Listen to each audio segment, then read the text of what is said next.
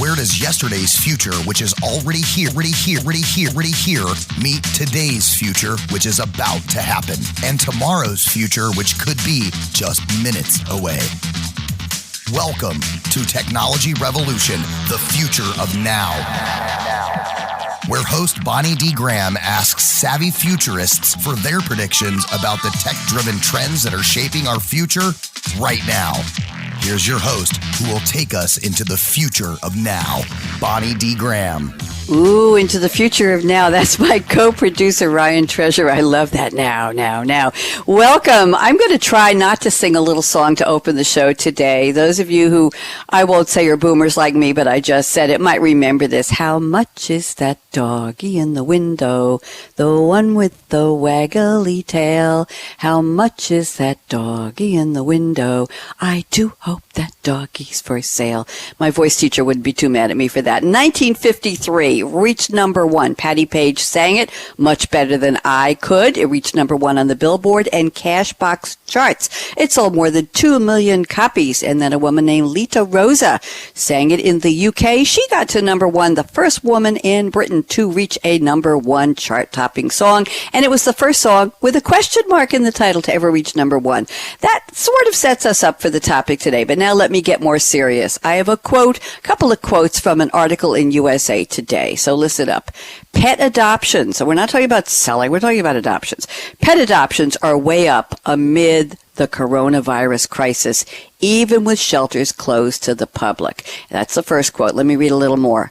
Like everyone else forced to improvise in the face of an unprecedented crisis, America's animal shelters are coming up with creative ways to stay, quote unquote, open so they can continue pairing pets and people. Americans are rushing, well, not to their local shelters, but to their phones and their laptops to check out available pets, to donate money and supplies, to share the word on social media about rescuing homeless balls of furry fun. I like that. Appointment only and call-ahead adoptions, drive-up fostering, and curbside adoptions, online training, at-home volunteer projects are some of the solutions to help care for vulnerable animals during the pandemic.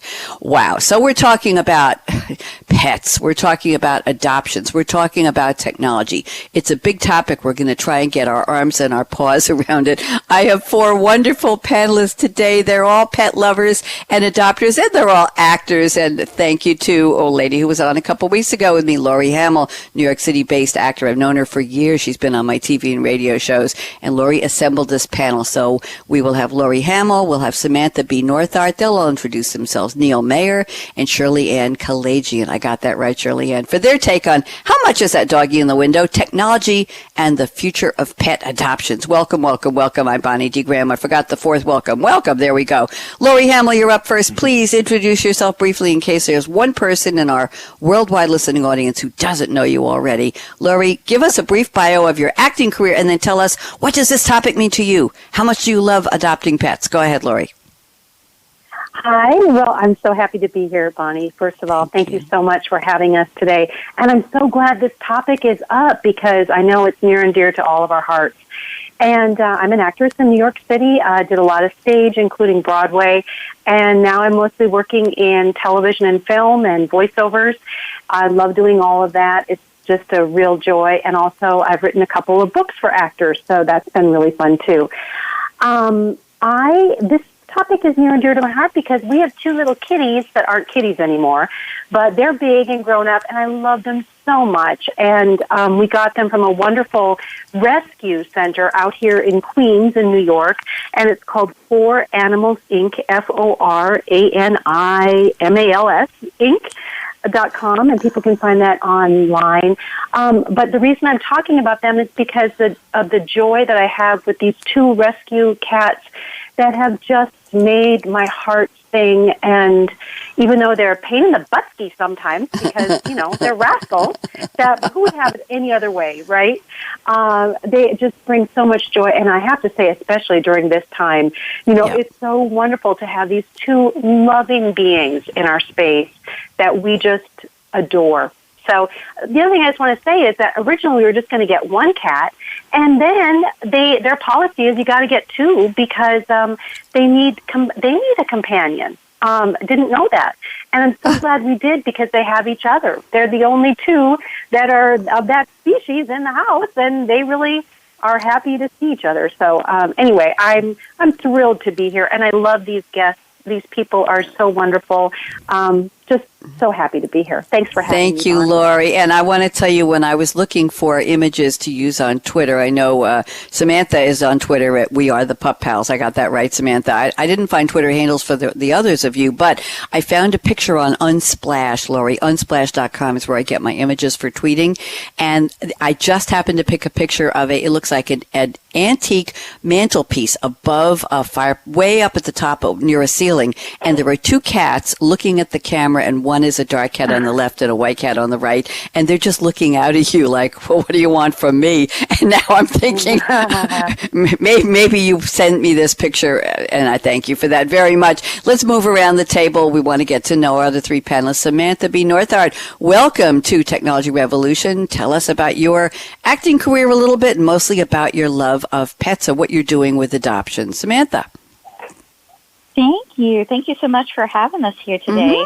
It's such an important topic, and anytime I get to talk about my fur friends is a good day for me. So I'm glad. I started as a musical theater actress and worked in 20 plus different countries, singing around the world on various stages around the country, and kind of transitioned into TV and film when I moved here to New York, which seems kind of counterintuitive when you choose between LA and New York, But once I got here and started working more on film and TV, I had already been working in the rescue community as a foster and rescuer and animal advocate for well over a decade. And I really saw a need for what our industry could do to help animals.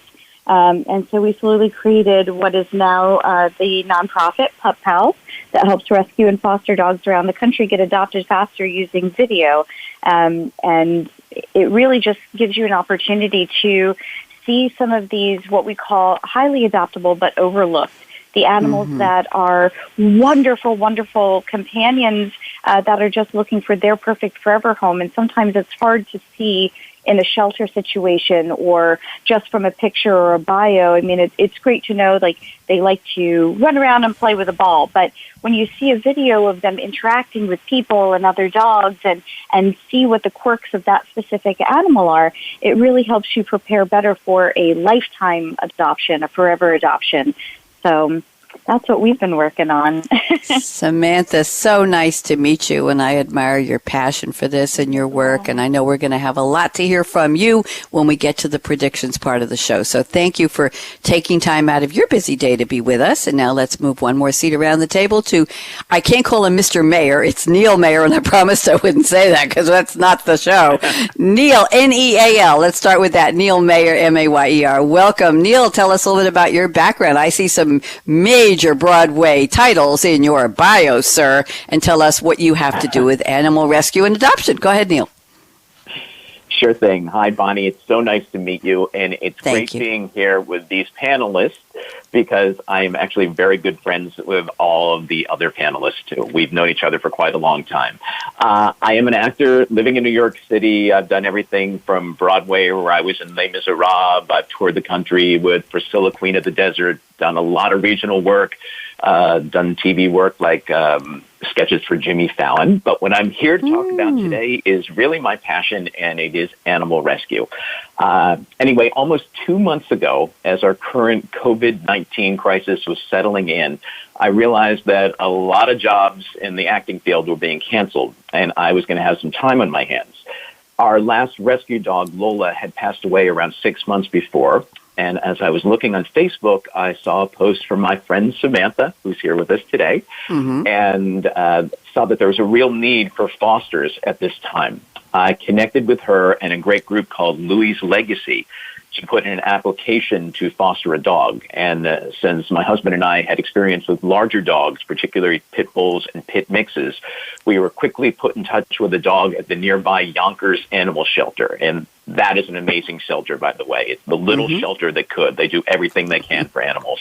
And there was a sweet pit named Rosie there who had been abandoned and had been hit by a car. And she had to have her leg amputated on February 5th. And the kind people at that shelter had been nursing her back to health. But because of COVID-19, the shelter was being closed to all their volunteers and adopters. And the only way out was for rescue groups to come in and pull out dogs and foster them. So we said we'd run up there and be fosters for Rosie. And we took her out of there and immediately went on a walk through Van Cortlandt Park with her, which turned into a run because her 3 legs didn't stop her at all. She is just so courageous and loving, and she can run faster than any dog I've ever had before. And pretty soon we realized that Rosie needed to be part of our family forever. So within a week, we adopted Rosie, and she's been the wonderful silver lining during quarantine. What a beautiful story. I mean, I'm smiling and the tears are rolling down my cheeks, Neil. Thank you. Thank you for sharing that. Oh, I'm looking forward to your predictions in a little while in the show. Let's go one more stop around the table to Shirley Ann Kalajian, and I'm going to spell your last name. If anybody wants to look you up, Kaladjian. There, and I said it right. I put it all in phonetics for myself. Shirley Ann, welcome to Technology Revolution. Please introduce yourself and tell us about your love for pets. Thank you, Bonnie. I would like to reiterate what a couple of my dear friends said, how grateful I am to be with them, Neil and Laurie, and my new friends, Bonnie and Samantha. Hello. I can almost see Laurie's apartment from across the courtyard. So I have been an actress for a very, very long time. I haven't done Broadway, but I've done off-Broadway musicals, operettas, classical theater, national tours, international tours, and then segueing into commercials, TV, film, and improv. So that's what I had been up to prior to COVID-19. And my family adopted our dog, Emerald, 4 years ago, and from North Shore Animal League. And adoption and a rescue was the perfect idea for our family because our son was also adopted. So that was something that was going to be happening in our family. And our dog, Emerald, was everything that we said we didn't want, but everything that it turned out that we needed. My son wanted a boy, a male dog. We said no puppies, no big dogs, and no pit bull mixes. And she is a large pit bull mix female, and she was a puppy when we adopted her. And it worked out perfectly for us. Over the years, we have grown to be madly in love with each other, and especially right now, she is exactly the right thing. She is a large, living, breathing stuffed animal that we can all hug and lay on and roll around with, and so. How lovely. Thank you. Thank you for sharing that, Emerald. We have an Emerald. We have a Rosie. Laurie, what are the names of your cats? Sunny and Lucky. Sunny and Lucky. So we have Emerald, Rosie, Sunny, and Lucky. And Samantha, you want to toss a couple names into the mix here? Well, we just got our most recent foster Prince adopted by a wonderful family. So he's our most recent fur baby. And my parents have a foster fail, that we call it, Della, who is a permanent fixture in our family now. How lovely. Thank you. I don't have pets, but I will tell you that I'm a grandma to 2 grand puppies. My daughter and her husband got from a breeder. Quick, interesting story, because I want to get to the opening quotes here. These are Australian Labradoodles, and Amos was the first to join their family, and they were invited to see the whole, what do you call it? The breed, the whole group of puppies, and the family decided who interacted best with each puppy, and that's who they allowed them to, they sold them basically to adopt the pets that got along best with the families that were looking at them. So it was a match of personalities, which worked out great. But after 2 years, they figured that Amos was kind of lonely. So they went back to the breeder, and the breeder said, well, we have a little puppy who is with a couple that has to move into an assisted living area, and they won't be able to allow to have a pet. And this puppy, who is named Jake, is the uncle of of Amos, but Jake is 1 and Amos is 3 now. So somehow along the breeding line, it seems that Amos was somehow in the line with the same father as Jake. And that's how Jake, the younger one, is the uncle of Amos. I don't even know. But he's chocolate and he's adorable and he jumps up on everything. They had to put extra gates around the house. And they love to run around the couch. And, they're adorable. So I have 2 grandpuppies. And that's my link. They don't live with me, but they're nearby. So I'm delighted to have them in my life. And they're very lovable. And when they hear Grandma Bonnie's coming, they run to the back door and wait for me. So if I'm on the phone or if I'm on Zoom or FaceTime, they hear my voice and they think I'm in the house and they keep looking for me, which is really cute. But we got a show to get on with. And you know what? Before we get to the quotes, Laurie, let's do your quote first. And then I have an advertiser I want to announce in a minute. So this is the part of the show where I've asked my panelists to spend a little time before we got on the air. Send me a quote, a future-focused quote, and we're going to see what Laurie sent. And it's not about the topic specifically, but something they like. So Laurie sent us a quote from a song called The Rainbow Connection. It's from the 1979 film The Muppet Movie. Music and lyrics by Paul Williams and Kenneth Asher, performed by Kermit the Frog, played by Jim Henson. It reached number 25 on the Billboard Hot 100 in November of that year and stayed in the top 40 for 7 weeks. And it got an Academy Award for Best Original Song at the 52nd Academy Awards. That's enough. So here is the line. Someday we'll find it. The Rainbow Connection. The lovers, the dreamers, and me. See, Laurie, I wasn't tempted to sing that one. I didn't want to do damage. So, Laurie, why don't you take about 2 minutes and tell me how you picked this quote? We love it. Well, it's people talk about the Rainbow Bridge, which is this idea that where your fur babies are, that there's, when they pass away, that there's a bridge, that there's an idea that you'll see them again. And it just, when I think about how much I love our little rescue guys, losing them is something I'd never even want to imagine. But I think of this idea, this sweet idea of this rainbow bridge, and that they bring so much love to my life, and I just feel like I treasure them. And so I just want this idea that I would be together with them.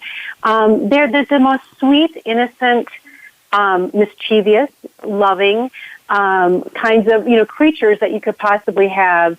And I wanted cats for so many years, and because I was touring a lot, I wasn't able to have cats. So it wasn't actually until I got married and I had a little more stability in my schedule that I was able to get cats. So this was a really big deal for me to be able to take the responsibility of having animals, because I would never want to be somebody who has to just, pawn them off to other people.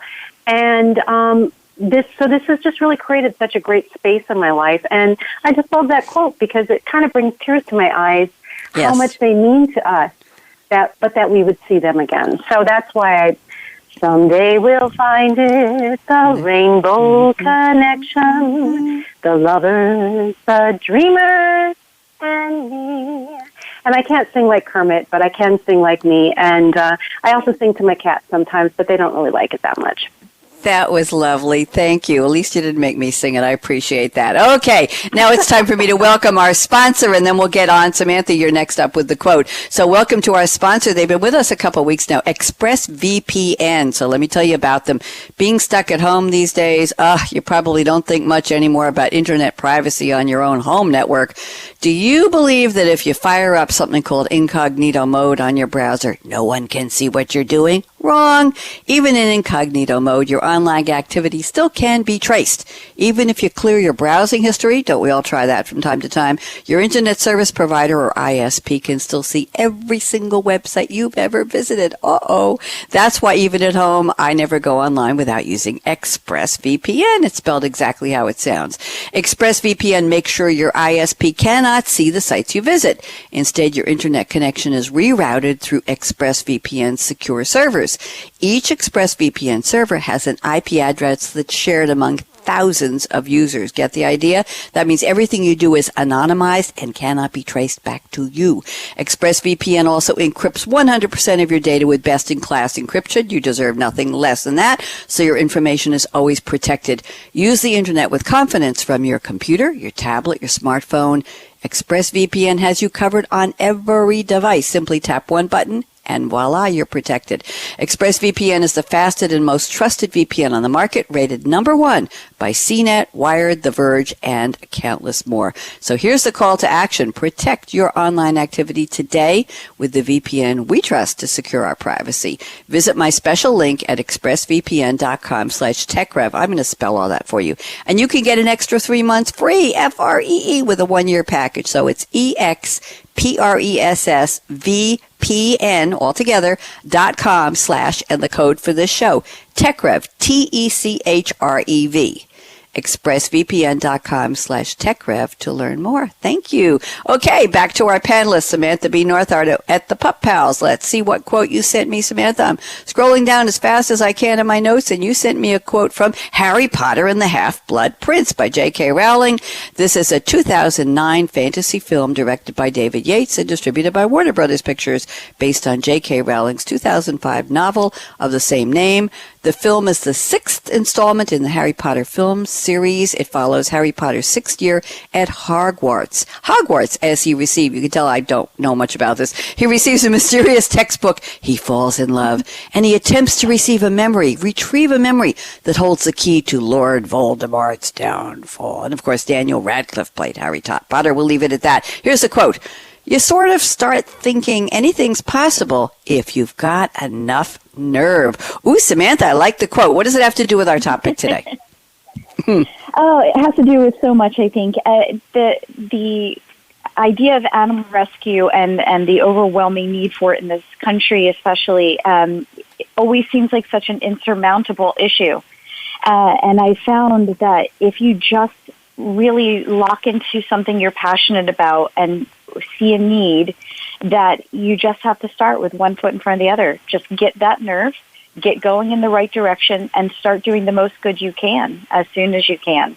And especially in animal rescue, when the numbers are staggering. I mean, we lose 3 million plus animals a year in shelters, and that could be preventable if we all just got together and started one foot in front of the other with a little bit of gumption, a little bit of nerve, and start thinking that it's possible to bring that number down to 0. And I do think it's possible. To me, it's a very hopeful quote that even in the darkest times, there is light at the end of the tunnel if we all just got together and started doing something good. Thank you, Samantha. And it calls to my mind, a movie called The Parent Trap from years ago where Haley Mills played twins. Remember? One lived with one parent, one with the other, and they tried to get there. And the song was, "Let's get together. Yeah, yeah, yeah." And that's what you just said. Let's get together. There you go.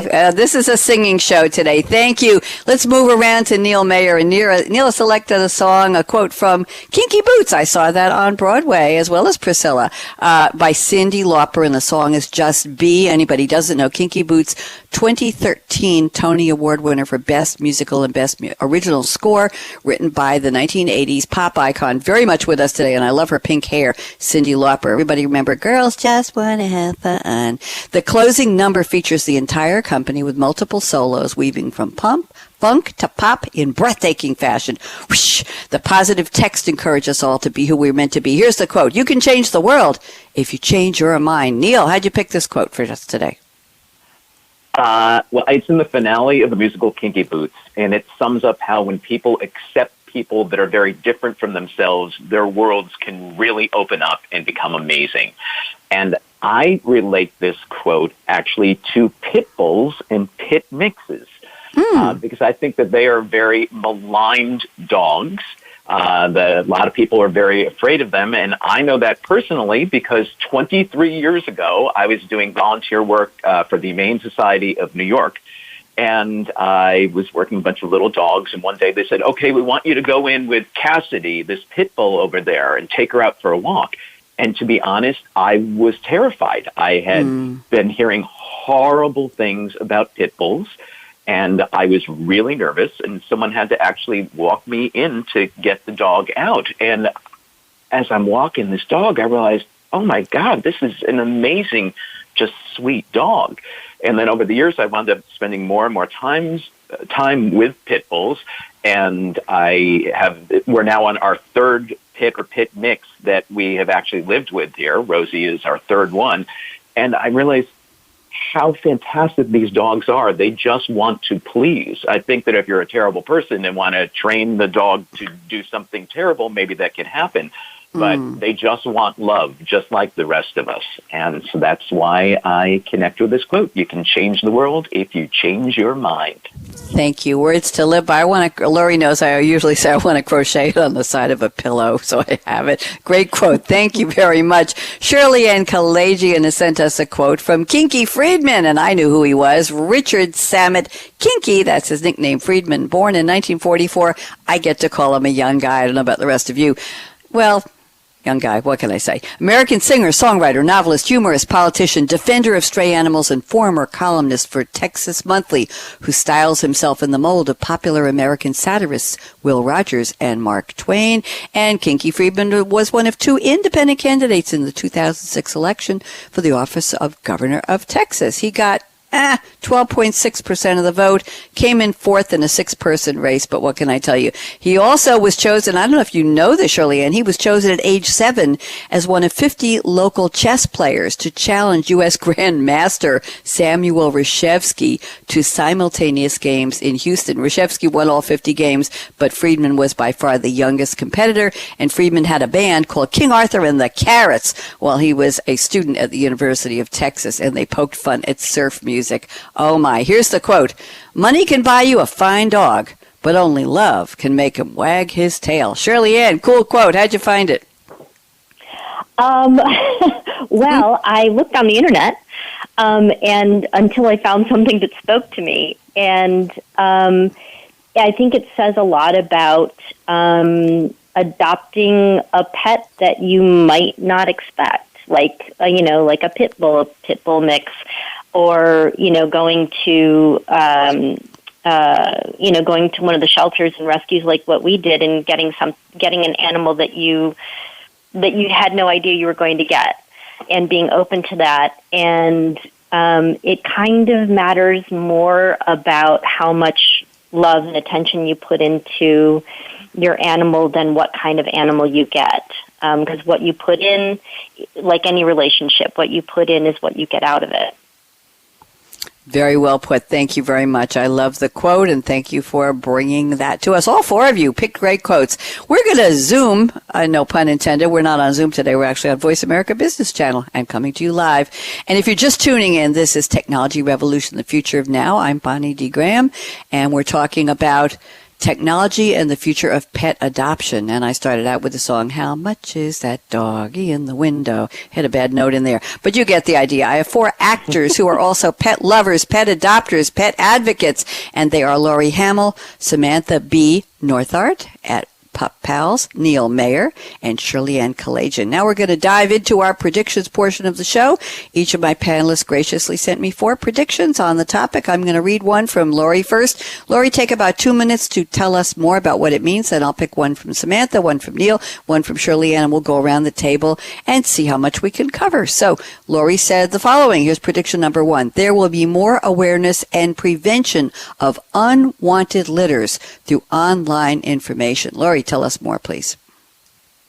Well, there are so many cats, since I'm kind of like the cat advocate here on our panel. I love cats and dogs. We just happen to have cats because it works out better for our lifestyle.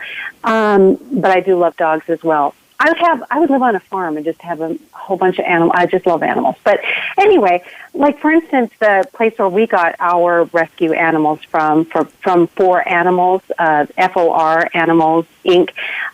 Here where we live is that they are so committed to making sure that there aren't these cat colonies breeding more cats so that you have more stray cats. So they go out and they are able to get the cats so that they're fixed, so that they're not breeding and creating more, but that if a cat is feral, and a lot of times you can tell a cat is feral by usually have a little clip on one of their ears, and you kind of want to leave that kitty alone. Like don't go pick him up like that kitty is a house cat.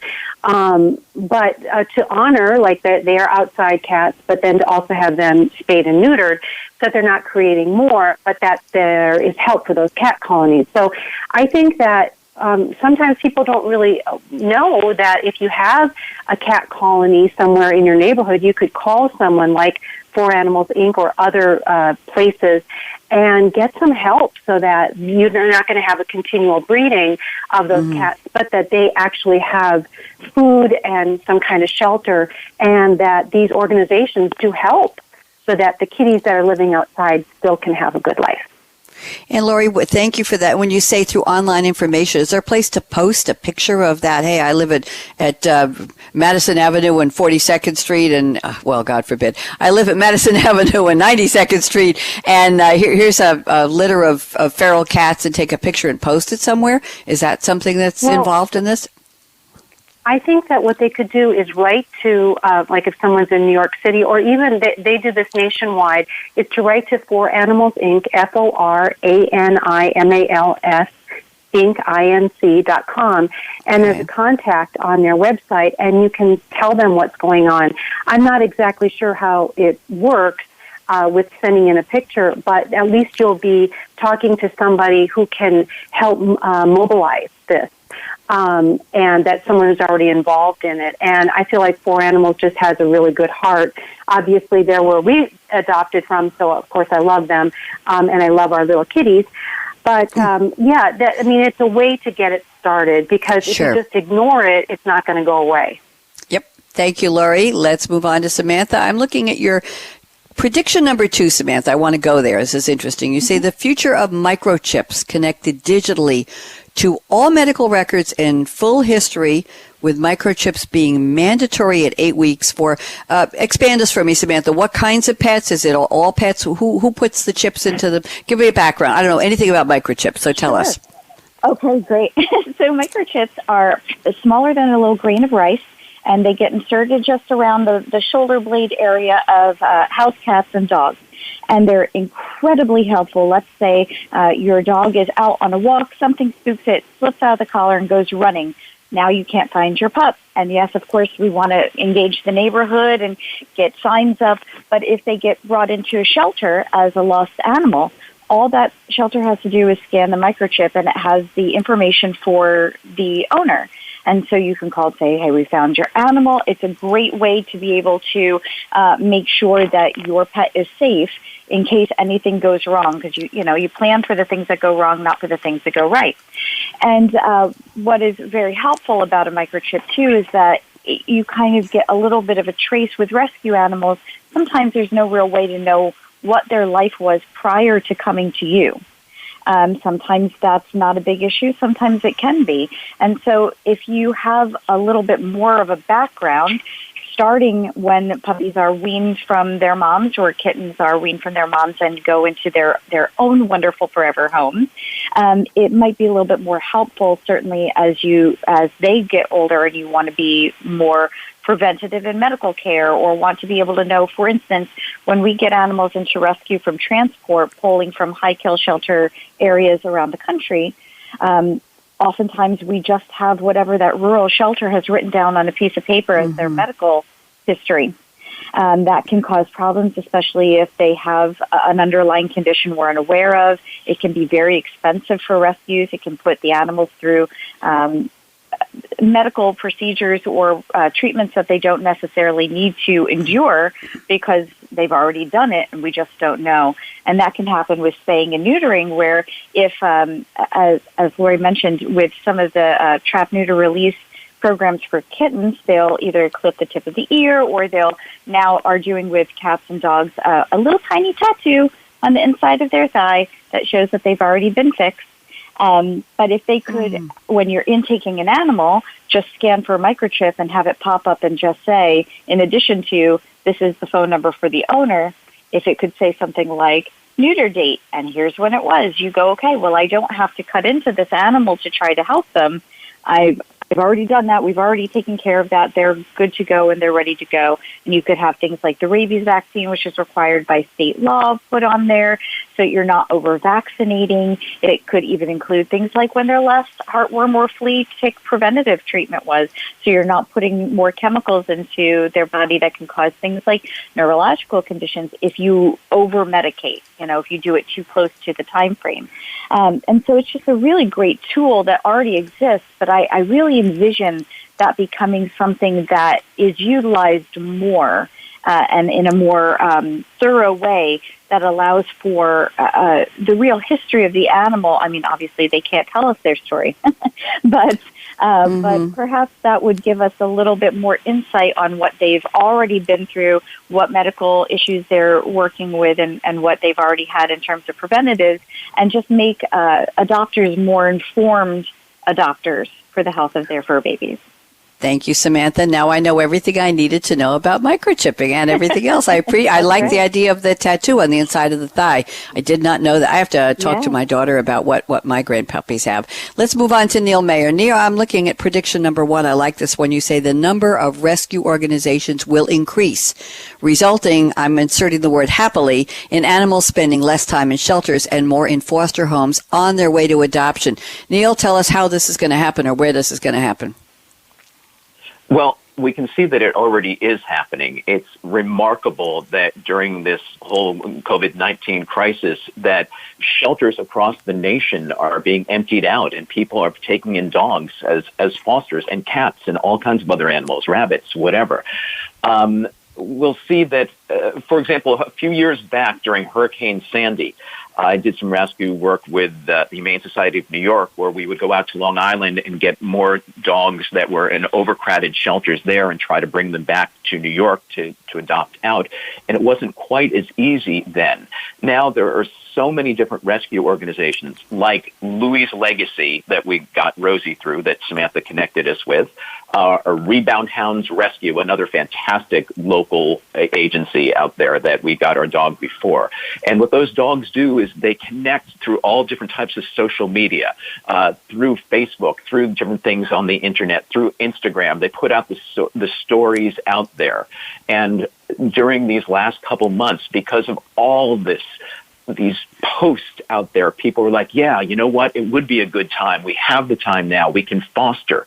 We can take in a dog. And a lot of those fosters then move on to other homes or wind up staying with a foster fail, as Samantha called it.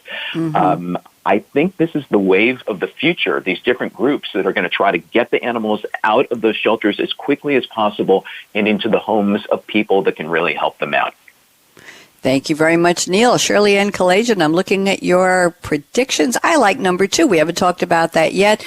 Pet training videos, Zoom dog training classes. Are they here already, or is this a future wish and hope? Shirley Ann, talk to me. Well, I think it's probably a combination. We had a little bit of problem with Emerald because she was leaving us presents in the morning. And we came to realize that they were not pleasant presents.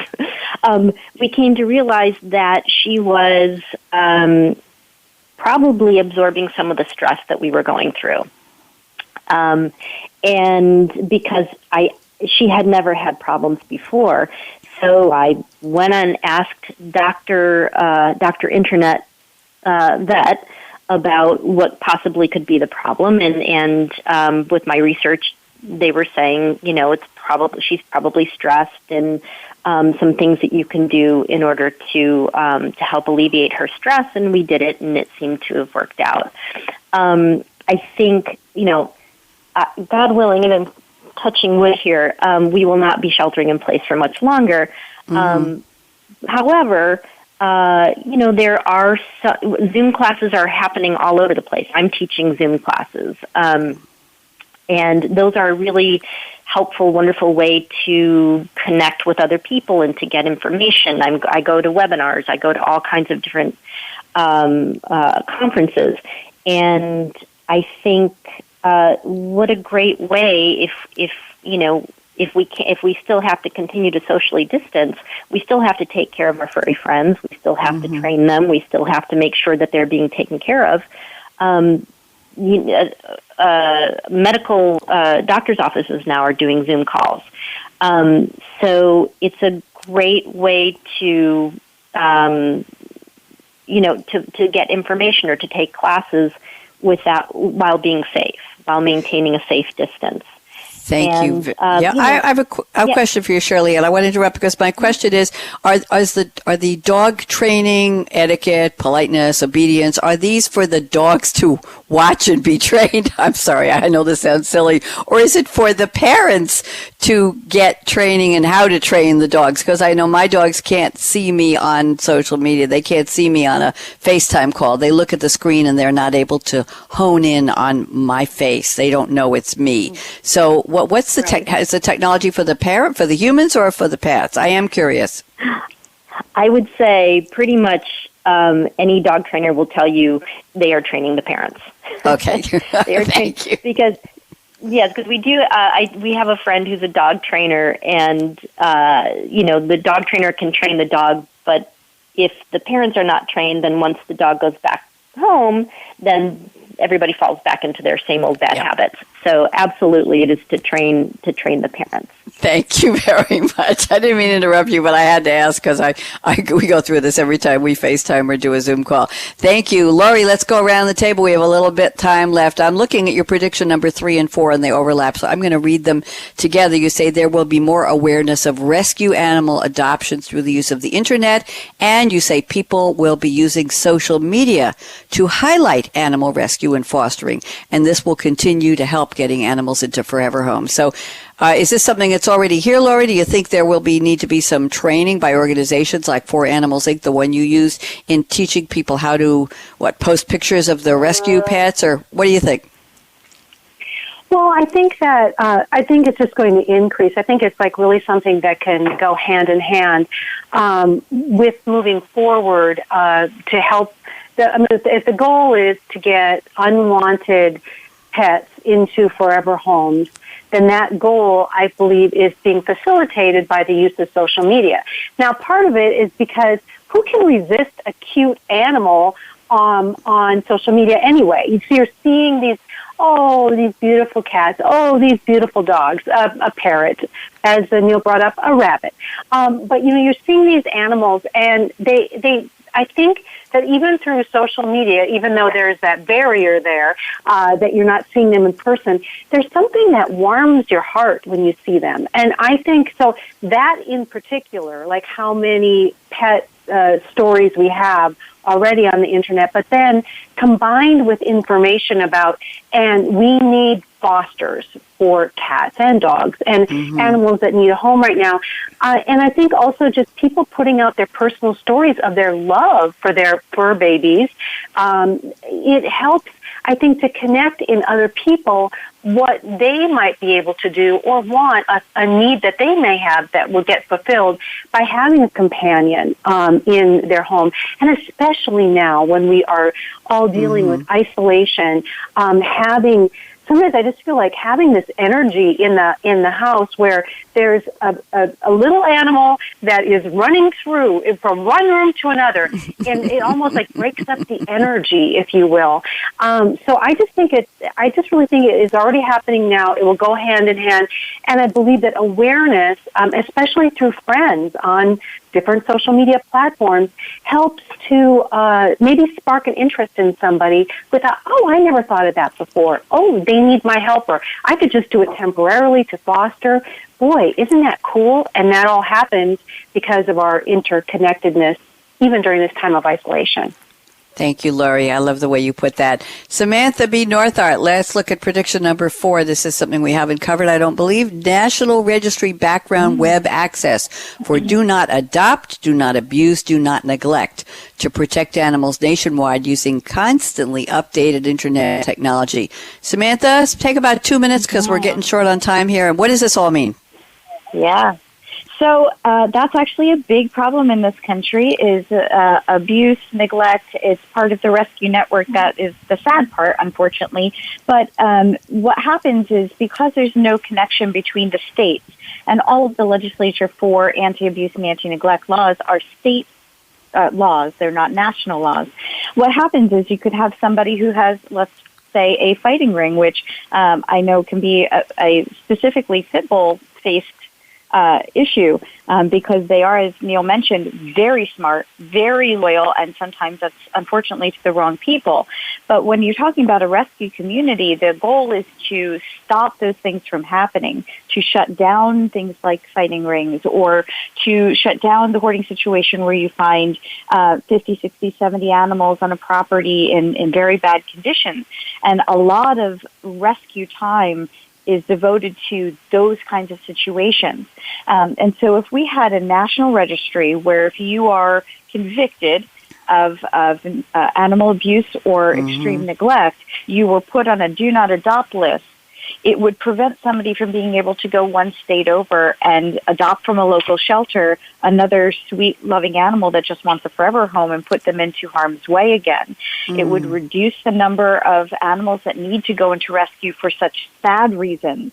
And it would allow the rescue community to focus on, for instance, the person who sadly might need to go into assisted living and needs a space for their animal to be. And we can focus on that and greatly reduce the number of animals who don't get a forever home once they go into a shelter because the rescue resources are more available.